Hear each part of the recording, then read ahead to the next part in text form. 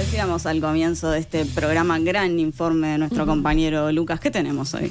Hoy vamos a hablar de asesoría comunicacional de precandidatos. Y en particular nos vamos a centrar en Aleix San Martín, que es un asesor bastante reconocido internacionalmente en comunicación política, que desde febrero está trabajando para el precandidato del Partido Colorado, Andrés Ojeda. Si uno hace una búsqueda rápida de cómo trabaja Aleix San Martín, se encuentra con diferentes conferencias, diferentes entrevistas, donde hay una idea que es como lo principal, que es como su modus operandi. Él dice: a nivel personal, yo digo que dentro de la ley, todo lo que se pueda por ganar una elección es por lo que me contratan. Eso es lo que dice San Martín. Algunos medios españoles lo definen como un estratega controvertido, ya que sus estrategias no consisten tanto en movilizar al electorado de los candidatos que lo contratan, sino más bien en desprestigiar a los adversarios y de alguna forma en desmovilizar a los votantes de los adversarios. Si vamos a su página web, él se define, o lo definen, como uno de los máximos exponentes de la tercera generación de consultores políticos de habla hispana. Incluso si entramos a la biografía de su perfil de ex Twitter, dice: especialista en ganar elecciones imposibles. Él es licenciado en Ciencias Políticas y Sociología, es máster en Estudios de Opinión Pública, especialista universitario en Comunicación y Gestión Política, diplomado en Campañas Electorales y, según su página web, hace más de 15 años que se dedica a la consultoría política, trabajando en campañas electorales en México, en Panamá, en España, lógicamente, en El Salvador, en República Dominicana y, atención, en Uruguay. Dice su página web. A nivel internacional, él detalla con qué políticos ha trabajado. Y aquí aparece Manuel López Obrador, aparece Rodríguez Zapatero, aparece también Margarita Zavala de México y aparece al final Tabaré Vázquez. Y esto nos llamó la atención, por lo que, bueno, decidimos ir a corroborar si esto realmente era así, si San Martín había trabajado efectivamente con Tabaré Vázquez. Para eso hablamos con Ariel Bergamino, que acompañó a Tabaré Vázquez desde fines de los 80, principios de los 90, hasta 2020. O sea, hasta el último día de gestión de Tabaré Vázquez. O sea, fue alguien que acompañó a Tabaré durante sus últimos 30 años de vida política al frente del país. Bueno, lo que nos dice es que él nunca vio ni supo de la existencia de Aleix San Martín, y que también habló con otros compañeros que estuvieron trabajando en los equipos de campaña de Tabaré Vázquez y que tampoco lo conocen ni lo recuerdan. Lo que me decía Bergamino es: seguramente San Martín está confundido. Ahora bien, esto no aparece solamente en la página web de San Martín. Si vamos a algunas publicaciones de algunos medios españoles del año pasado, de 2023, ya ahí destacaban que había trabajado internacionalmente en países como México y Uruguay. Y era una entrevista que él da en 2018, o sea, hace 6 años atrás, al medio mexicano Campañas y Elecciones. Le preguntan de qué campañas electorales él se siente más orgulloso. Y ahí dice: la campaña para la aprobación del matrimonio entre personas del mismo sexo que hicimos en Ciudad de México, la campaña para la presidencia de la Junta de Andalucía, sobre la que vamos a profundizar. Y también destaca la campaña presidencial de Tabaré Vázquez en Uruguay. Sin embargo, bueno, como dijimos, esto fue desmentido completamente por las personas que trabajaron con Tabaré Vázquez durante los últimos 30 años de su vida política. Ahora bien, profundicemos en sus ideas y en sus métodos. Él dijo en 2011 que solo trabajaba para políticos o partidos políticos que sean de corte progresista o de izquierda. Sí. Sin embargo, hace unos años comenzó a trabajar con el Partido Popular Español, que claramente no es ni progresista ni de izquierda. A partir de allí, su discurso empezó a mutar y él dijo que él puede trabajar de forma profesional con cualquier político, ya que él no se casa con las ideas, sino que se casa con las personas. Él dice: a mí no me contratan para que yo los vote, me contratan para que yo los haga ganar elecciones, básicamente. Y hay varias charlas y conferencias de San Martín donde él habla de cómo se construyen los mensajes políticos, pensando en las campañas electorales, y él pone mucho énfasis en las narrativas. Se detiene particularmente en la teoría del discurso, y al hablar de la construcción de narrativas, tiene una postura que creo que se va a ver muy bien reflejada en este fragmento que destacamos acá. La teoría del discurso no valora si las cosas son verdad o mentira. Lo que yo les voy a poner ahora no me importa si creen que es verdad o es mentira, ni a mí ni a nadie, quiero decirte. Porque si hacemos eso así, entonces tenemos un problema. Entramos en las valoraciones éticas o morales. No, esto es verdad, pero no debería ser así. No. Nosotros como sociólogos, como estrategas, como dirigentes de campañas electorales, como candidatos, no podemos decir si algo es verdad o mentira. Eso lo podemos tener como ciudadanos, pero como analistas no. Quiero decirte, todo aquello que sea percibido como real y en sus consecuencias para los ciudadanos sea real, es real. ¿Qué te quiero decir? Cuando en los años 30, en 1933, los alemanes votaron por Adolfo Hitler y él construyó una narrativa de la superioridad de una raza, yo ya sé que eso era mentira, pero no me importa si es verdad o es mentira, eso se lo dejo a la ética o a la religión. En materia de ciencia política, la realidad fue que los alemanes lo siguieron, por lo tanto, en sus consecuencias, y murieron 6 millones de personas. Por lo tanto, su narrativa era verdad. Interesante, por lo menos, la postura de San Martín, ¿no? Él dice, la teoría del discurso no entra en decir si las cosas son verdad o son mentira. Me vale madre, dice San Martín. Si la gente dice que algo es verdad, es verdad.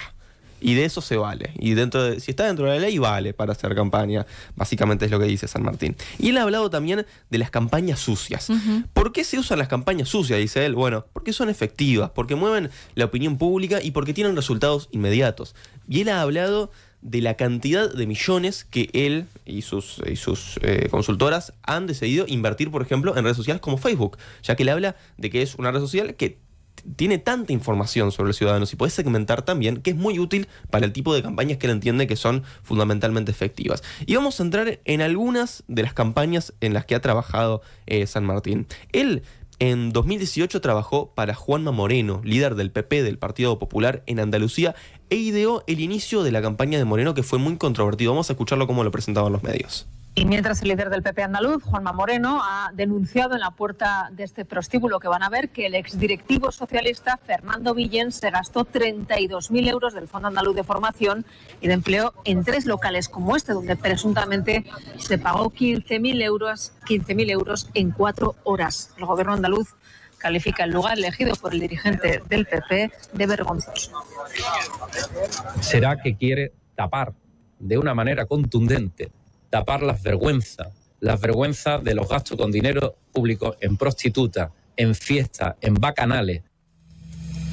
Lo que hizo básicamente esta campaña fue citar a todos los medios una mañana frente a un prostíbulo para decir que en ese momento el oficialismo de la oposición había gastado allí los dineros de uso público.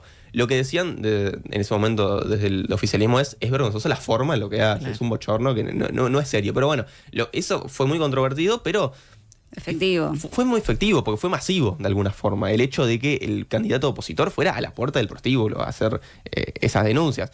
Finalmente, Moreno fue elegido presidente de la Junta de Andalucía y no fue esto lo único que llenó de polémica esa campaña, ya que también se caracterizó porque proliferaron muchas cuentas falsas en redes sociales con perfiles de personas que eran aparentemente, supuestamente socialistas, pero que estaban desencantados y entonces de alguna forma invitaban a sus correligionarios a no votar. Claro, y acá es donde vemos que se dice que se invierte muchísimo en estas campañas sucias, ¿no? Exactamente. Contratando a gente que haga este trabajo, justamente. Después continuó trabajando para el Partido Popular y de cara a las elecciones de noviembre de 2019 hizo una campaña de desprestigio contra el PSOE y contra Podemos. A ver, dale si lo podemos poner, que tenemos la imagen. Lo que hizo básicamente fue poner imágenes de Pedro Sánchez, del PSOE, y de Pablo Iglesias, de Podemos, con la frase "no contéis conmigo" y el hashtag "yo no voto", invitando de alguna forma a los votantes de izquierda a no votar a estos partidos. Y es lo que hablábamos hoy, ¿no? No se centra tanto en movilizar a sus adherentes, sino en desmovilizar a los adherentes de los partidos opositores. No promociona a su candidato, sino que entierra a los demás candidatos, podemos decirlo. Exactamente. Y de cara a las elecciones de 2023, las últimas elecciones, volvió a trabajar para el PSOE. Y esta no es la primera experiencia, ya saliendo de San Martín y pasando a otros casos, no es la primera experiencia que tenemos en Uruguay de estrategias de esta índole. Si vamos a las últimas elecciones, en particular a las elecciones internas que tuvimos en 2019, el en ese entonces precandidato blanco Juan Sartori admitió, por ejemplo, que había contratado al venezolano Juan José Rendón, que es un especialista en campañas sucias, conocido mundialmente como el rey de la magia negra. En esa campaña, por ejemplo, había páginas de Facebook que básicamente eran administradas desde el extranjero y se les pagaba para difundir en la red social contenidos manipulados para favorecer a Juan Sartori o para expandir noticias que eran positivas a su precandidatura. Después, también en 2019, es interesante esto y recordarlo, ¿no? Porque quizá muchos no lo recuerdan. La calle Pou también fue blanco de una campaña sucia. A ver. En este sentido, no sé si lo recordarán, pero se difundían, se llamaba a la gente a hacer algunas encuestas que claramente eran falsas, donde se lo trataba de drogadicto, se lo trataba de empleado a Jorge Larrañaga, y que bueno, que aspiraba a la presidencia como retribución a sus padres por el sufrimiento que significó su educación. Y en ese momento Carve difundió cuáles eran las consignas que se planteaban en estas encuestas, y me gustaría recordar dos particularmente. Una de ellas decía: en el Partido Nacional, Luis Lacalle Pou anda muy desesperado por las encuestas, porque no solo ha perdido más de 20 puntos y sigue cayendo, sino que además es el político uruguayo que genera más rechazo o antipatía en los ciudadanos. ¿Cree que Lacalle Pou aceptará la derrota en las elecciones internas del Partido Nacional? Y otra decía: él confesó que consumía cocaína y marihuana, y los médicos y expertos dicen que si no hubo un tratamiento adecuado, nada garantiza que sea una persona recuperada de estas adicciones. Él dice haber entrado a trabajar en la política le ha ayudado a superar su enfermedad. Sin embargo, en sus aspiraciones públicas se le ve excitado y se exhibe intolerante y agresivo, y en su círculo cercano es reconocido que padece periodos prolongados de depresión. ¿Cree que Lacalle Pou debe presentar un examen antidoping para saber si sigue consumiendo drogas? Estas eran otras de las consignas que se planteaban, claramente falsas, y lo que dicen además los testimonios es que eran personas extranjeras, que eran planteadas con un tono neutro, estas consignas. Sí, a propósito de Sartori, que estamos viendo también, así como decíamos el caso de Subía, que bajó su precandidatura, que se está evaluando qué pasa también con Sartori, ¿no? Si finalmente podría llegar a apoyar a Delgado, o si sigue con la idea de su precandidatura. Y también sobre este tema, él había dado una entrevista a Sartori al Observador en 2019, donde se le preguntaba por estas campañas, porque también había una en relación a Jorge Larrañaga, donde bueno, se difundían encuestas falsas, donde se decía que Larrañaga no tenía ninguna posibilidad de ganar la interna. Sobre esto le preguntó el Observador, y lo que decía Sartori es: he visto todas las que han hecho y son contra mí. Y hasta ahora las hemos comunicado al directorio. Te puedo hacer llegar la lista de todas las que me mencionan, y creo que la gran mayoría de noticias falsas son en mi contra. Era lo que decía Sartori, de alguna forma victimizándose. Claro. Cuando era algo que sacando el foco de las demás, cuando en realidad fueron muy visibles, ¿no? Exactamente. Sí, es bravísimo esto, es bravísimo, y esperemos que no se instale acá, porque es como que nos deja en una posición de vulnerabilidad, de que pueden manipular, ¿no?, de alguna manera el voto de la ciudadanía. Es tremendo. No, y teniendo en cuenta hoy en día también el peso que cada vez más tienen las redes sociales, que pareciera que hay cada vez más herramientas para que puedan proliferar este tipo de campañas sucias, que no digo que antes no pudieran haber, porque se puede utilizar cartelería, se pueden usar diversos métodos, pero las redes sociales tienen la capacidad de amplificar estos métodos de alguna forma y hacer que sean mucho más efectivos de lo que ya son. Jair Bolsonaro hizo también una gran campaña a través de WhatsApp a través de imágenes, por ejemplo. No, y también estamos en un momento en el que también la juventud es muy importante y definen elecciones. Pensemos, por ejemplo, lo importante que fue la juventud y el fenómeno de las redes sociales para Javier Milei, para ganar las elecciones en Argentina. Sí, y la juventud justamente, ¿no? Tienen, claramente dedican muchas horas de su tiempo a las redes sociales y son muy influenciables en este sentido. Ya seguiremos conociendo entonces más a fondo quiénes están en los equipos, ¿no?, de cada precandidato. Muchas gracias, Gracias, Luqui.